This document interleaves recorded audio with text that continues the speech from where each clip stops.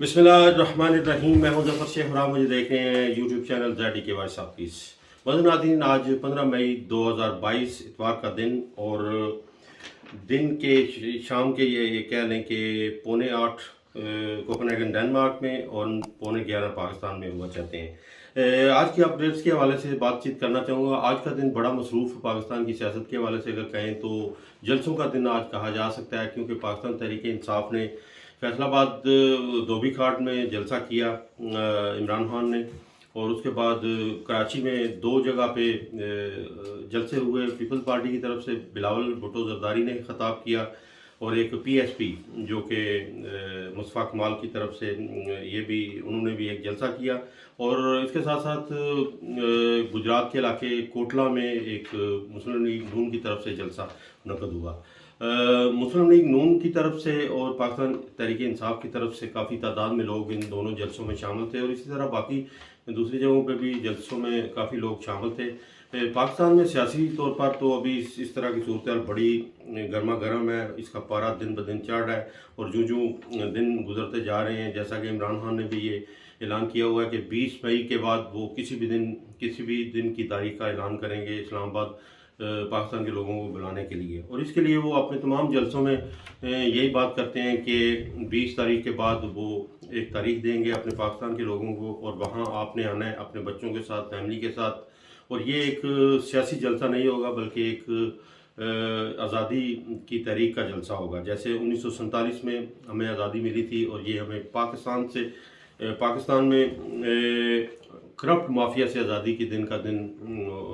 के लिए वो कोशिशें कर रहे हैं ये। और दूसरे लफ्ज़ों में ये भी वो कहते हैं कि ये मैं सियासत नहीं कर रहा, बल्कि ये एक अल्लाह ताला के लिए जिहाद कर रहा हूँ और पाकिस्तान के लोगों के लिए जिहाद कर रहा हूँ। हस्ब मामूल उसी तरह तमाम बातें इमरान खान ने इस जलसे में की। साजिश के हवाले से बातचीत की, और उसके बाद दोनों ख़ानदानों के हवाले से उन्होंने बात की कि इन्होंने उस वक़्त बैरूनी साजिश के साथ शामिल हुए जब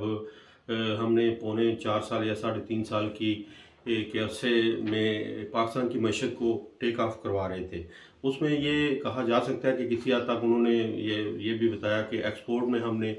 रिकॉर्ड इजाफा किया और इंपोर्ट में भी काफ़ी हद तक कमी की। एक्सपोर्ट मैं समझता हूँ कि किसी भी मुल्क का एक अहम काम होता है। अगर एक्सपोर्ट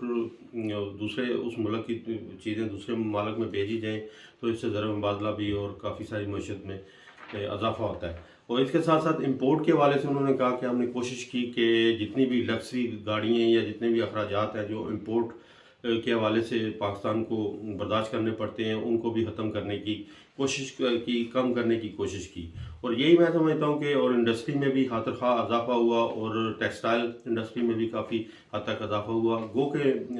बेरोज़गारी और महंगाई में उस तरह की कमी नहीं हुई, लेकिन किसी हद तक इमरान खान ने तमाम इदारों को पेट्रोलियम मसनूआत को सब्सिडीज़ और बिजली के हवाले से भी सब्सिडीज़, और बाकी इदारों को भी काफ़ी हद तक सब्सिडीज़ से महंगाई में कंट्रोल किया हुआ था। लेकिन इस वक्त तो मौजूदा हुकूमत अभी तकरीबन महीना 1.5 महीना हो चुका है, और इसमें मईशत इस वक्त की सूरत ये है कि ज़र मुबादला के ज़खायर बहुत कम हो रहे हैं। स्टॉक एक्सचेंज में रिकॉर्ड हद तक कमी पैदा हो चुकी है, और डॉलर की उड़ान जो है, या डॉलर मजबूत से मजबूत तरफ होता जा रहा है, और इसके तकरीबन 200 के फिगर के करीब ये पहुंचने वाला है। अल्लाह ना करे अगर ये 200 तक भी पहुंचे तो इससे पाकिस्तान की मईशत में बहुत बुरा असर पड़ेगा। और इसके लिए मैं समझता हूँ कि मेरी ये ख्वाहिश भी है और मेरी ये एक रिक्वेस्ट भी है पाकिस्तान की तमाम सियासी जमातों को और पाकिस्तान के मुख्तलिफ इदारों को या ताकतवर हलकों को, कि वो मिल बैठ कर इन तमाम जमातों को, सियासी जमातों के कायद उनको इकट्ठा करके उनके साथ एक मुस्बत किस्म के मुज़ाकरात करें, और एक कौमी या नेशनल गवर्नमेंट बनाने के हवाले से ये बात करें। ये सियासत बाद में भी होती जाएगी, लेकिन इस वक्त पाकिस्तान की मईशत बहुत ज़्यादा मुतासरकुन हालत में है, और अगर खुदा न खास्ता पाकिस्तान डिफ़ॉल्ट हो गया तो फिर इसका वापस आना, अपनी जगह पे आना, नॉर्मल होना बड़ा मुश्किल हो जाएगा। श्रीलंका में सूरत हाल आप देख सकते हैं कि वहाँ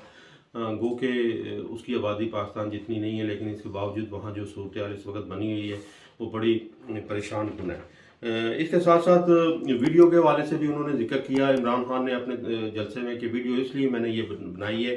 ताकि खुदा न खास्ता अगर मेरे साथ अगर कुछ वाक़या रूनमा होता है इस तरह का, तो ये वीडियो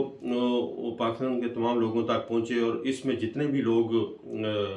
अपने किरदार को अदा कर रहे हैं साजिश में या मुदाखलत में या हुकूमत के रजीम चेंज करने में, तो उनको मंजर पर लाया जाए और उनको करार वाकई सजा दी जाए। इससे पहले यही होता था, उन्होंने मिसालें दी कि लियाकत अली खान से लेकर बेनज़ीर भुट्टो तक अगर आप देख लें, लियाकत अली खान जिनको एक रावलपिंडी जलसे में अकबर नामी शख्स ने फायरिंग करके हलाक किया था, शहीद किया था, उसके बाद उनका कोई सुराग नहीं मिल सका उनकी मौत का। उसके बाद अगर आएँ तो जुल्फ़िकार अली भुट्टो जिसको तारीख का एक जुडिशल मर्डर भी कहा जाता है, और इसके पीछे भी ज़ाहिर जो साजिश थी या मुदाखलत थी वो भी आज तक उसको इंसाफ नहीं मिल सका। उसके बाद जनरल मोहम्मद ज़िया-उल हक जो कि आर्मी चीफ थे, उनके त्यारे का हादसा भी और उसमें वो शहीद हुए, और उसके साथ साथ पाकिस्तान के दूसरे जनरल भी जनरल अख्तर अब्दुर्रहमान और एक अमरीकी सफ़ीर राफेल नामी वो भी इसमें हलाक हुए थे। और उसके बाद बेनज़ीर भुट्टो को शहीद किया गया, इसी तरह मुर्तज़ा भुट्टो को कत्ल किया गया। इस तरह के कई ऐसे वाक़यात हैं जो हमारी नज़र से तो नहीं गुजरे, लेकिन ये हाई प्रोफाइल जो शख्सियात थी इनका अगर कत्लेआम हुआ है, इनकी हलाकत हुई है या इनके साथ हादसात हुए हैं, तो उनको अभी तक इंसाफ नहीं मिल सका। इस वजह से उन्होंने ये थोड़ा सा तफसील बयान की कि मैंने ये वीडियो इसलिए रिकॉर्ड करवाई है ताकि अगर खुदा न खास्ता मेरे साथ इस तरह का कोई हादसा होता है तो ये तमाम हक़ाइक़ आवाम के सामने लाए जाएँ। लेकिन हमारी दुआ और ख्वाहिश तो यही है कि अल्लाह ताला हमें ये वीडियो देखना नसीब ना करे, क्योंकि इस तरह के वाक़यात से मैं समझता हूँ कि कोई भी शख्सियत या कोई भी ऐसा लीडर जो अपने मुल्क के लिए अच्छे काम कर रहा होता है, तो उसकी इस तरह की मौत से बहुत बड़ा नुकसान हुआ करता है। अच्छा, इसके बाद उन्होंने कहा कि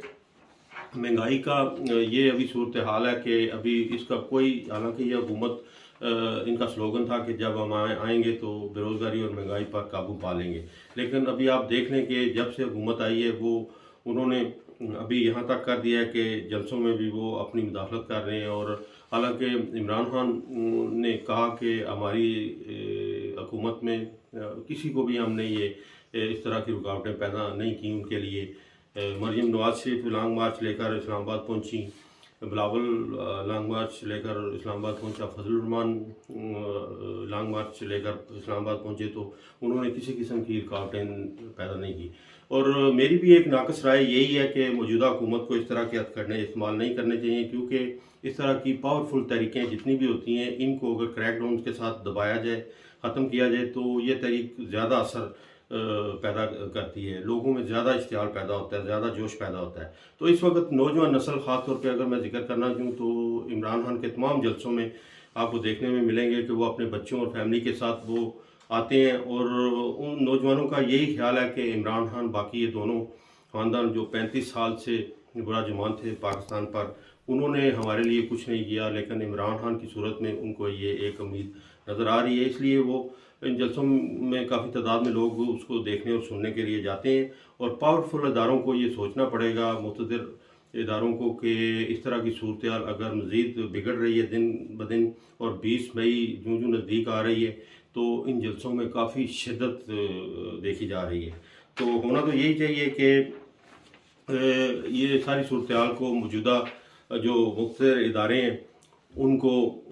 सोचना पड़ेगा, और इन तमाम जमातों को कोशिश करें कि एक पेज पर लाकर इनसे मुज़ाकरात करें और इनको बताएं कि इस वक्त मुल्क की सूरत हाल जो बनी हुई है माशी तौर पर वो अच्छी नहीं है। इसको मिल बैठ कर कोई ऐसा लायामल तैयार करें जिससे हालात ज़रा बेहतर हों। उसके बाद सियासत हम कर लेंगे एक दूसरे के ख़िलाफ़ जो कुछ भी हुआ। तो हमारी दुआ है कि आने वाला वक्त पाकिस्तान के लिए, पाकिस्तान के लोगों के लिए अच्छा साबित हो, और जितनी भी सूरत हाल इस तरह की बिगड़ी हुई है अल्लाह ताला इसको बेहतर करे। यही था अब तक के लिए इतना ही। हमेशा के लिए पाकिस्तान जिंदाबाद और डेनमार्क पाइंदाबाद।